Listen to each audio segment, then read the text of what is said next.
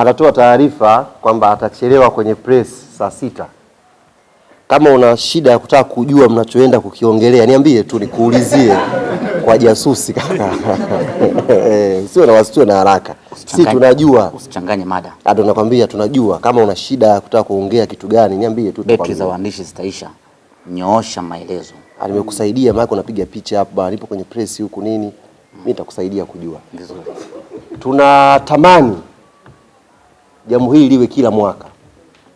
Tuwe na festival ambayo itatukutanisha mashabiki wa klabu hizi kubwa hapa Tanzania, lakini pia na mashabiki wa klabu mbalimbali kama ambavyo wenzetu wa Azam Football Club leo hii tumeanza kujumuika nao. Leo wamekuja Azam hapa, tunaamini kwa miaka ijayo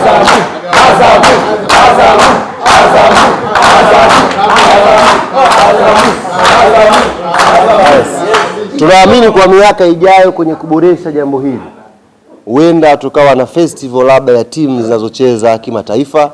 Azam naye akapata mechi yake na Singida wakacheza.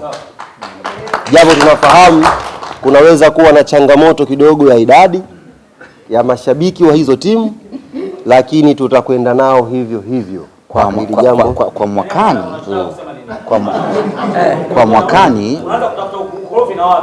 Kwa mwakani hao watakuwa wameshaajiriwa.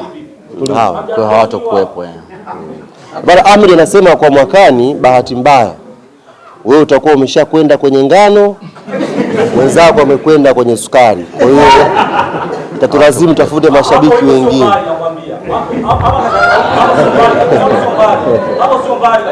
Kwa hiyo dhumuni kubwa ya jambo hili ni kuionyesha watu wote ambao wana mashaka kwamba Simba na Yanga wameshaacha utani wao, wapo kwenye level sasa watu wanasema ni maadui. Hilo sio kweli, na tutakwenda kulithibitisha hili kwa vitendo. Sisi ni watani wa jadi. Nje ya dakika 90 sisi ni marafiki, sisi ni ndugu na jamaa.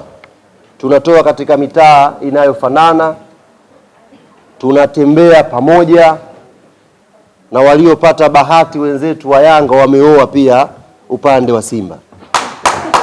Kwa hiyo sisi ni familia.